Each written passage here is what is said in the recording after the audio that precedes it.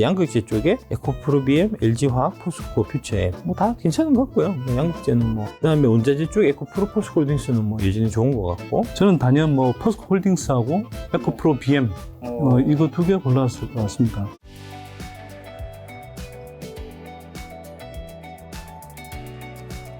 근데 제가 또 찾아보니까 두 분이 사실 선대인 소장님 채널에서는 방송을 이제 거의 주마다 한 번 하시지 않나요? 2주에 한 번씩. 2주에 한 번씩 하고 있는데 다른 채널에서는 두 분이 함께 출연하신 적은 또 한 번도 없더라고요. 예, 처음입니다. 네, 그래서 저희가 사실은 별로 안 친해요. 비즈니스 관계. 우리 채널만 벗어나면 별로 안 친해요. 근데 또 이사님은 보니까 최근에 다른 기사였는지 유튜브였는지 모르겠는데 이제 계좌 공개를 한번 하셨더라고요. 직접 이제 공개하셨기 때문에 제가 여쭤볼 수 있는 건데 수익률이 어느 정도이고 그리고 사실 계좌 공개하는 게 그리 쉬운 일은 아니잖아요. 굳이 계좌 공개를 하시게 된 이유가 좀 어떻게 될까요? 뭐 특별한 이유가 있어서 그런 건 아니고요. 네. 그냥 뭐 한번 해봤는데 자꾸 물어보더라고요. 네. 누구는 또 공개해주고 또 누구는 공개 안 해주고 이러면 또 형평성에 좀 어긋나고 해서 지금 현재 이제 네. 총 투자 금액이 1억 2,500이고요. 처음에 1억 2,200인 거 말씀이시죠? 지금까지 총 원금이 네. 이제 1억 2,500이고요. 저번에 8,400이었는데 추가로 4,100만 원 이제 추가 네. 투자해서 이제 1억 2,500이 됐고요. 저번에 뭐 그 K 모 씨가 나보고 이제 투자금 적다고 막 뭘 하더라고요. 네. 거기서 4,100만 원 더 넣었습니다. 그래서 이게 지금 어느 정도까지 불어난 거죠? 그래서 지금 오늘 기준으로 해서 이제 네. 수익률이 131%, 네. 1억 6,500 수익 나 있고요. 네. 이 1억 6,500 수익 나인 것 중에서 1억 4,300은 이제 에코프로 한 종목에서 났습니다. 지금 가지고 있는 그 계좌에 있는 종목은 어떤 것들이 있는 거죠, 정확하게? 예. 에코프로, 포스코홀딩스, 네. LG화학우선주, SK이노베이션, 네. 나노신소재, 에코프로 BM, LG에너지솔루션 이렇게 총 7종목. 안 그래도 다른 채널에서 좀 그 코멘트 하셨던 거 저거 누가 저한테 보내주셔서 너무 웃겼던 게 다른 어쨌든 뭐 대책점 있는 분이 많이 있으시니까 김작가 TV에서 같이 토론을 하자. 거기가 비무장지대. 그렇지. 그렇죠. 예, 중립지대. 중립지대. 그거 보고 제가 좀 순간 좀 피식 웃음이 나긴 아니 근데 뭐 판이 마련돼도 아마 안 나오려고 그럴 거예요? 서로 그렇지 이제 않아요? 토론하는 입장 건 다른 쉽지가 분들이? 않죠. 토론은 저는 언제든 아니 얼마든지 응할 수 있는데 정말요? 이사님도 저는 얼마든지. 토론 언제든 환영인데 다만 이제 조건이 그러면 이제 피라미드를 보내거든요. 같은 네네. 이런 애도 오면은 불쌍하잖아요. 네. 그러니까 이제 그거는 안 되고 좀 이제 적어도 헤드급 정도는 돼야지 이제 나도 좀 얘기할 좀 재미가 있으니까 님이라든지 네네. 그다음에 이제 교수님이라든지 그다음에 이제 센터장님 네네. 뭐 이 정도 선이면은 제가 이제 언제든지 김작가 TV에서 이제 한번 토론해 줄 용의가 있습니다. 알겠습니다. 뭐 소장님도 그럴 의향이 있으신가요? 그 정도 분들은 그냥 박 이사님 혼자 처리해도 될 것 같은데. 1대3으로 해도 자신 있습니다. 솔직히. 알겠습니다.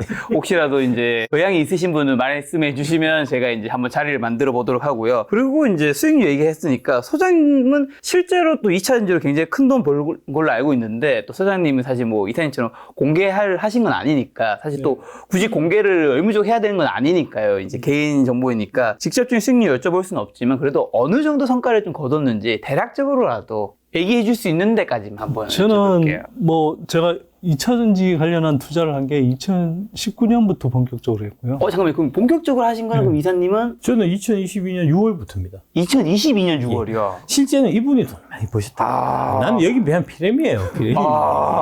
네, 계속 말씀해 주시죠, 일단. 저는 주식 당신보다 여기 소장님이 100배는 더 벌었을 거야. 진짜 자랑하지 마. 쓸데없이. 막 1000% 벌었다고 하더라고요. 100% 벌가 되면 1000% 벌었다 하던데.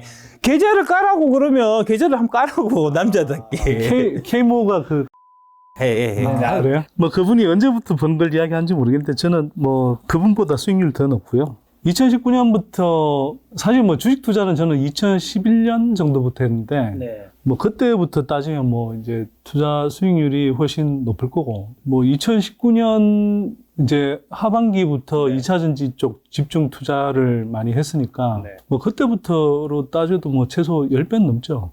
네. 금액은 금액 얘기하면 안 됩니다. 금액 얘기하면 사람들이 배 아파서 한 가지 잠을 못 여쭤보겠습니다. 잡니다. 요 정도 얘기할 수 있을 것 같아서. 옆에 계신 분보다 원금이 크셨나요? 작았나요? 2019년에? 네네. 2019년에 원금은 모르죠. 아니. 투자 원금이 지금까지. 1억 이상이냐 이 얘기 아닙니다. 아, 그렇죠.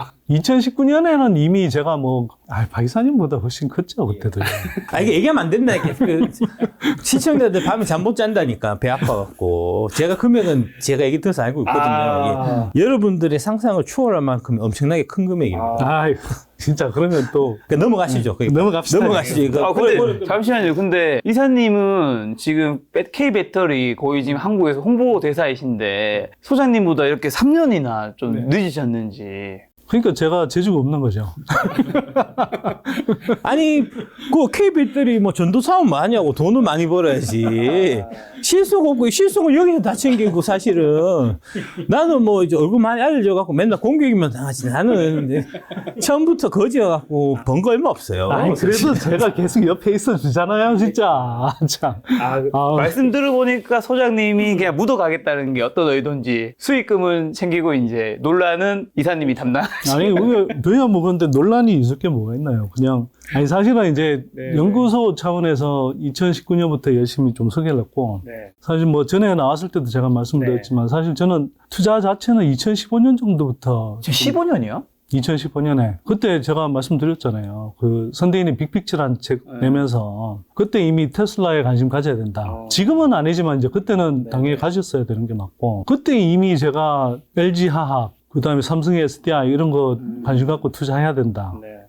그랬고, 그때도 이제 소재, 장비 쪽 중에 이제 똘똘한 종목들 좀 눈여겨봐야 된다. 이런 이야기 했었죠. 그래서 이제 그런 관점에서 하다가 이제 제가 잠깐 제가 흙바람이 들어서 딴짓을 좀 하다가 몇 년을 비했는데, 그래서 하여튼 2018년부터 이제 연구소 복귀해서 그 이후로는 주식 투자를 많이 했고요. 또 그러면서 이제 저희 회원들한테도 많이 소개했고, 하여튼 그러면서 이제 계속 탐방을 주로 저희들은 이제 많이 다니면서 좋은 기업들 발굴해서 소개했는데, 당연히 이제 저희가 회원들한테도 소개하지만 또 좋은 기업들에 대해서 저도 꾸준하게 이제 계속 투자를 했던 거죠. 이분이 대한민국의 피터 린치라고 제가 괜히 얘기를 한 게 아니고요.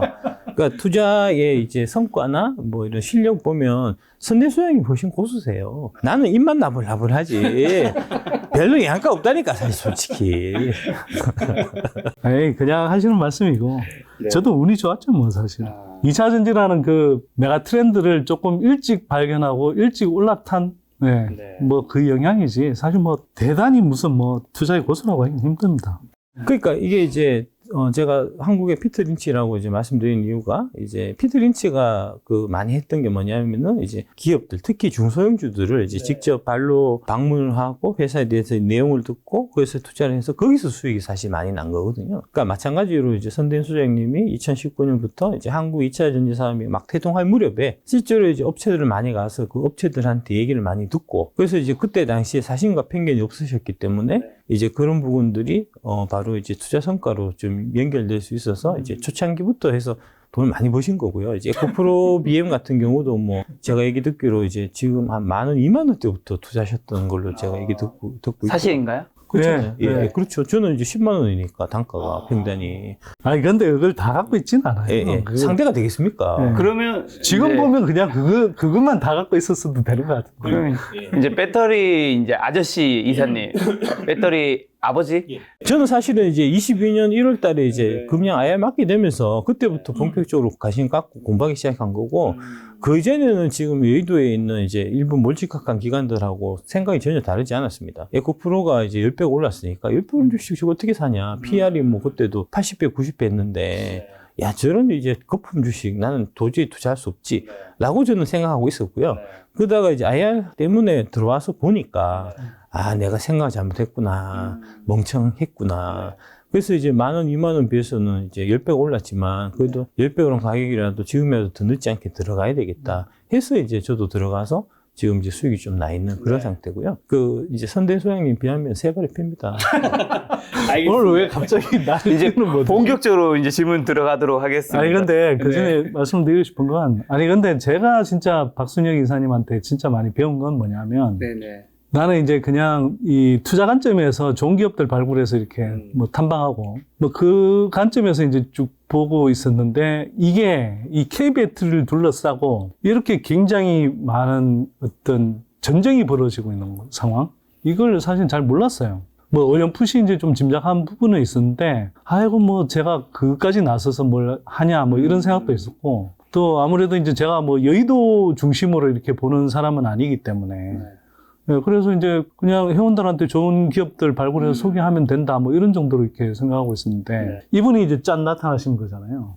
그래서 이야기를 들어보니까 정말 여의도 증권가에서 이 자기네들의 어떤 이해관계 때문에 굉장히 많은 부정적인 노이즈들을 만들고, 그렇게 해서 그 한국의 이제 투자자들이 2차 전지 산업에 투자할 수 있는 좋은 기회들을 놓치게 만드는 그런 이제 구조적인 흐름이 있는 거죠. 그걸 사실은 제가 이분을 만나고 나서 이제 대우각성을 한 거죠. 그래서 야, 이런 거 관련해서는 좀 대외적인 발언도 해야 되겠다. 뭐 그렇게 생각을 하게 된 거고. 그래서 이제 박 이사님이 이렇게 뭐 지금 K 배터리 레볼루션이라는 책도 쓰고 사람들한테 알리고 있지만, 저도 이제 덩달아서 이게 저도 좀 대중적인 발언을 계속 해야 되겠다.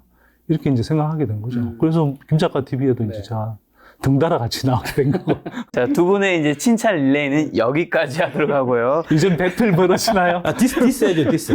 디스가 재밌습니다. 제가 질문 드린 거에 예. 이제 두 분이 또 서로 각자 의견 있으시면 편하게 얘기하시면 됩니다. 이제 그리고 가끔씩 이제 한 달에 한 번, 뭐 두 달에 한 번 정도 나오시니까 종목도 중간 좀 점검점 여쭤보면, 일단 이사님이 늘 추천하는 8개 종목, 이제 배터리 관심 있는 분들이라면 늘 다 아실 텐데, 요거 이제 종목별로 좀 상향 점검 한 번씩 해주신다면. 일단 이제 배터리 쪽에 LG엔솔하고 이제 SK이노베이션인데, AMPC 때문에 그게 이제 그 세액공제 맞는 것 때문에 이제 그 영업이익률 좀 개선되고, 특히 SK이노베이션 같은 경우는 이제 그 BEP를 언제 달성하느냐, 이게 되게 좀 이제 관심사였는데, 그 부분이 시점이 좀 빨라질 것 같아갖고, 이제 좀 장점이 있는 것 같고요. 그 다음에, 여의도 기관들이 이제 양극재 쪽은 많이 안 갖고 있어도, 그 다음에 배터리 쪽은 그래도 어느 정도 좀 갖고 있는 것 같아요. 그래서 뭐 특별히 좀 공격도 좀 덜 들어오고 하니까 좀 괜찮을 것 같습니다. 괜찮아 보이고. 그 다음에 이제 두 번째 양극재 쪽에 에코프로비엠, LG화학, 포스코, 퓨처엠 뭐 다 괜찮은 것 같고요. 뭐 양극재는 뭐 항상 좀 잘 되고 있으니까 그렇고, 에코프로비엠이 지금 이제 가장 좀 공매도가 좀 집중되고 있는 이제 그런 종목이고, 그래서 관련해서 이제 좀 다툼이 많이 좀 벌어지고 있는 좀 그런 상황인 것 같고요. 조만간에 좀 숏스퀴즈 같은 이제 그런 형태가 에코프로비엠 쪽에 좀 나타나지 않겠나라는 저는 이제 좀 그렇게 보고 있어갖고, 그렇고 뭐 LG화학도 괜찮은 것 같고, 뭐 포스코, 퓨처엠도 뭐 괜찮긴 한데, 이제 다른 종목에 비해서는 조금 이제 뭐랄까 상대적으로 좀 고평가 상대가 아닌가. 실제로 제가 포스코, 퓨처엠은 이제 8개 중에서 안 갖고 있기도 하고요. 예. 그 다음에 원자재 쪽 에코프로포스홀딩스는 뭐 여전히 좋은 것 같고, 올해 한 4분기 정도에 이제 필바라 쪽에서 갖고 오는 이제 리튬 강석을 갖고 저 광양에서 이제 그 리튬을 수산 리튬 정제하는 사업이 이제 시작되니까, 아마 이제 그런 것들을 좀 계기로 해서 올해 하반기에는 이제 포스코홀딩스가 에코프로의 바통을 이어받아갖고 이제 좀 많이 좀 오를 수 있지 않겠나 하는 기대를 많이 가지면서, 제가 또 포스코홀딩스는 꽤 많이 갖고 있는 주식이고요. 그 다음에 나노신소재는 뭐 잘 모르겠는데, 하여튼 아니, 잘 모르겠다 그러면 어떡해. 뭐 잘 모르는 거 잘 모른다지고 뭐 잘 모르는 거 잘한답니까? 그 나노신소재는 제가 잘 모르는데, 옆에 아마 잘 아실 테니까 예. 말씀해 주실 겁니다. 예, 나노신소재는 잘 모르는데, 일단은 이제 그게 지금 기술 쪽 진행 방향이 응급제 쪽에 이제 지금 LG 쪽에서 퓨어 실리콘 얘기가 나와요. 그러니까 실리콘을, 응급제 실리콘을 100% 하겠다는 이제 뭐 그런 기술 방향을 이제 얘기를 하면서 덧붙여갖고 이제 나노 기술 쪽을 이제 2차 전지 쪽에 적용하는 거를 좀 확대하는 좀 그런 움직임이 있어갖고, 이름대로 이제 나노 신소재니까 나노 쪽에 있는 얘들이 좀 강점이 있는 회사로 제가 알고 있어갖고 좀 장대성을 보고 제가 조금 갖고 있습니다. 근데 지금 8개 중에서 포스코 퓨처엠만 왜 고평가로 생각을 하시는지, 다른 거는 이제 좀 괜찮다고 여전히 보시는 것 같고요. 그러니까 제가 봐서는 포스코 퓨처엠은 에코프로비엠의 시총의 한 70% 정도가 적정선이다 라고 저는 보고 있습니다. 근데 지금 비슷비슷하거든요. 그러면은 이제 같은 값이면 에코프로비엠을 사는 게 좋죠. 그 다음에 이제 기관들이 에코프로비엠은 이제 매도, 그 다음에 리듀스, 이런 형태로 해서 이제 계속해서, 리포트 내고 안 좋은 소리 막 하고, 반면에 포스코 퓨처엠은 대개가 다 매수예요. 바이견이거든요. 그 얘기는 즉슨 이제 개간들 반대로 하면 항상 돈이 생기는 거니까, 예, 같은 값이면 포스코 퓨처엠을 팔고 에코프로 BM으로 가는 게 제가 봐서 맞는 것 같습니다. 그럼 잘 모르신다고 하는 나노 신소재는 이제 소장님이 잘 아실 것 같아서. 아니, 뭘. 아니, 자기가 소개했으면 자기가 잘한다고 해야지, 뭘. 아이, 굳이 그렇게 깊이 있게 알 필요 없어요. 대충 느낌으로 투자해도 돈만 벌면 그러면 되지. 뭐, 그거 뭐, 알아갖고, 뭐, 대학 논문 쓸 겁니까? 기술적 방향성은 맞는데 제가 생각하기엔 퓨어 실리콘이 그렇게 금방 되지는 않아요. 지금도 이제 이 실리콘 배합 비율을 대략 한 5% 정도로 가고 있거든요. 그러니까 아직 이제 진짜 퓨어 실리콘 단계로 가려면 사실 시간이 좀 많이 걸리고요. 분명히 기술적인 방향성은 맞는데 제가 보기엔 이제 나노 신소재 같은 경우는 사실 실적이 이제 좀 본격적으로 나오기에는 아직 조금 시간이 더 걸리지 않을까? 그런 생각 때문에 뭐 지난 방송에도 나와서 이야기했지만 저는 뭐 그렇게 탑픽으로 꼽는 종목은 사실 아니에요. 저도 많이 안 갖고 있습니다. 나노신소재. 예. 혹시 그러면 소장님께서 이제 이사님이 말씀하신 8개 종목에서 이제 이 8개 안에서요, 상대적으로 이건 좀 고평가되어 있는 것 같고, 그래도 이거는 그 중에서 난 특히 좀 괜찮게 보는 건 어떤 게 있을까요? 저는 지난번 나와서도 말씀드렸는데 굳이 이제 뭐 8종목 중에 저 같으면 투자 덜 하겠다, 안 하겠다, 이런 게 이제 SK 이노베이션. 이거는 하여튼 저는 뭐 SK온이 상장되고 나서 그게 이제 시장에서 충분히 가치 평가를 받고 난 단계부터 그냥 뭐 투자하면 투자하지 지금은 저는 아니다 이렇게 생각하고요.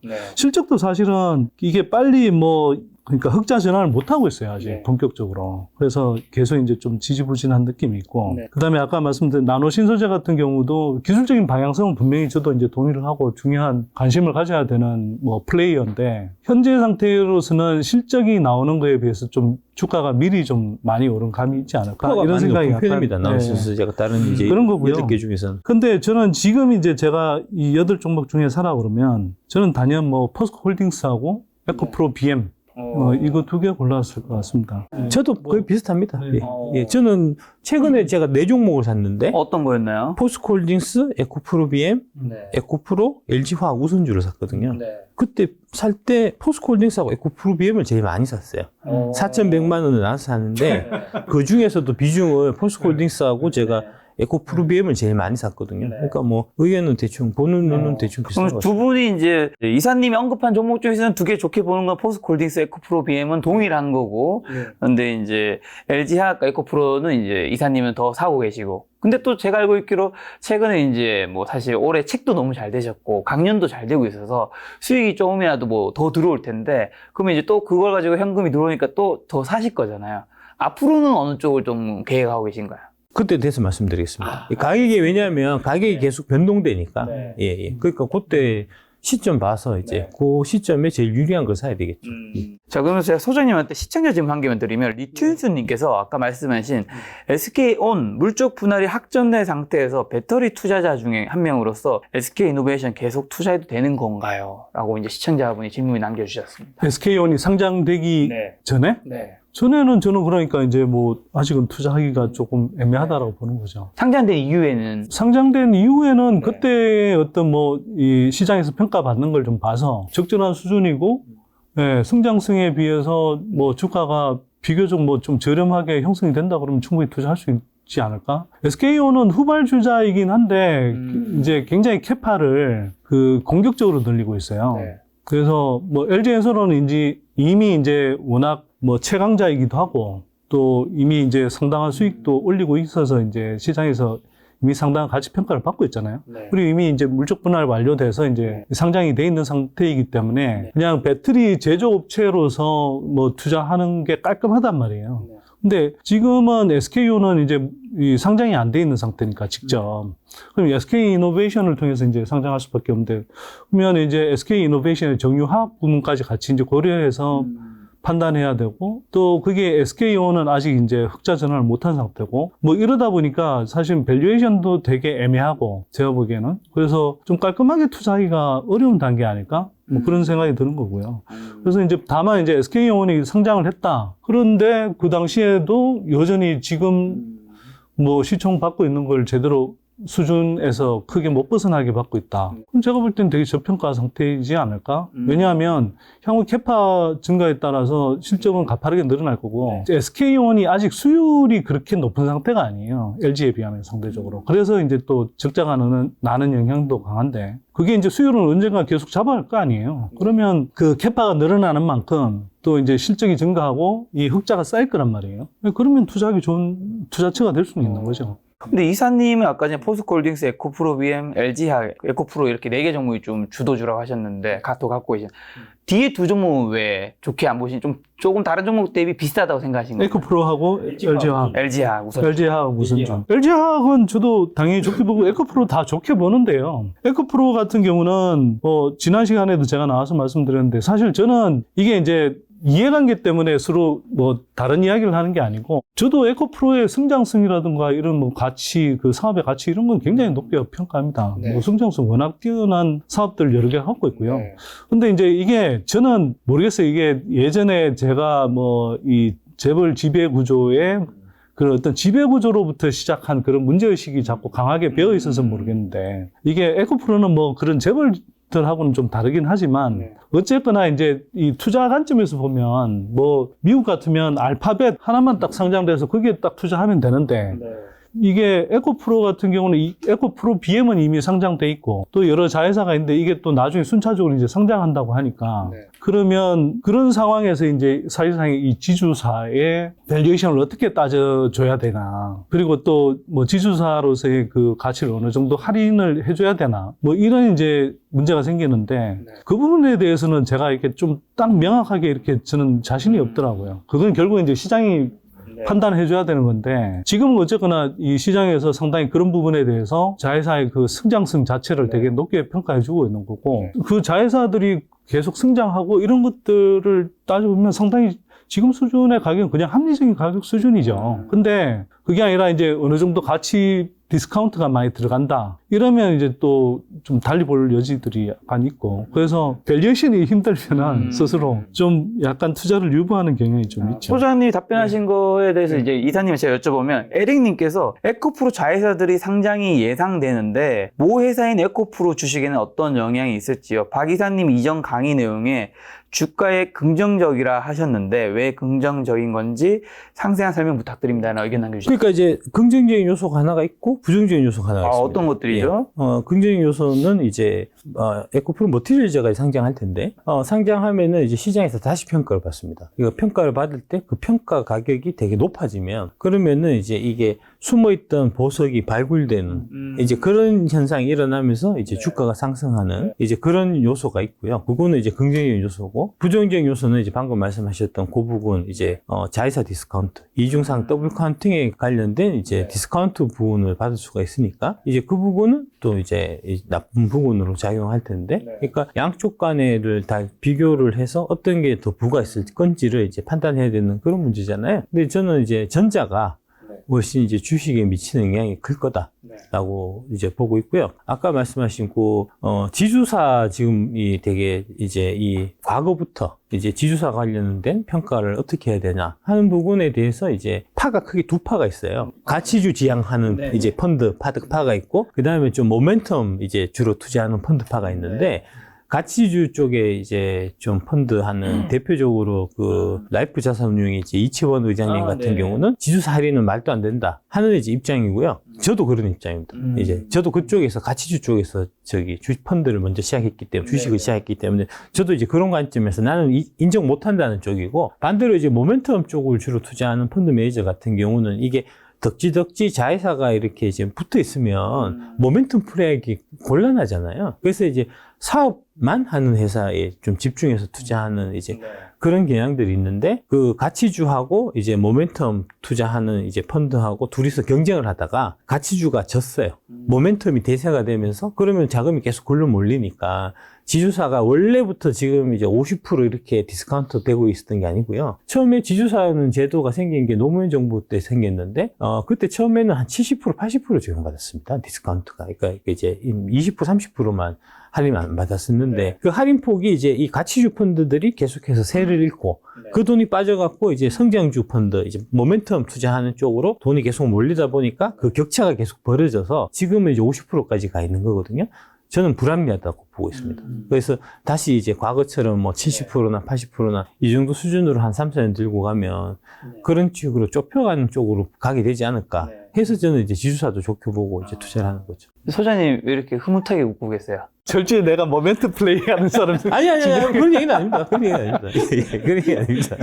소장님이 이제 투자를 하신 2015년만 해도 이런 흐름이 완전 굳혀져 갖고 이게 이제 더블 컨팅, 지주사 할인 이런 것들이 되게 보편화돼 있을 때예요. 그때 이제 투자를 하셔갖고 아니, 당연히 저는 이제 그런 걸로 생각하시는 거고. 그런 거보다 그 미국 주식 시장의 투자 제도들이 사실은 투자자 친화적인 그런 제도들이 되게 많거든요. 그렇죠. 근데 한국이라고 생각하면 사실은 한국에서는 너무 당연시 되는 건데 미국에서 보면 이건 진짜 어떻게 저렇게 돼 있지 싶은 것들이 되게 많은데 이게 이제 지주사들이 막 이렇게 막 늘려 있는 거예요. 이렇게. 그리고 또 중복 상장이 이렇게 일어나는 거. 그게 무슨 물적 분할이냐 인적 분할이냐 이런 거와 상관없이 그냥 뭐 모회사, 자회사 또는 손자회사 이런 것들이 계속 중복 상장되는 이런 패턴은 사실은 미국에서는 상상하기가 힘들어요, 이게. 왜냐하면 이제 집단 소송 제도라고 클래스 액션에 의해서 대부분의 경우에 기존 주주들한테 손해배상을 당하거든요. 소송을 당하기 때문에.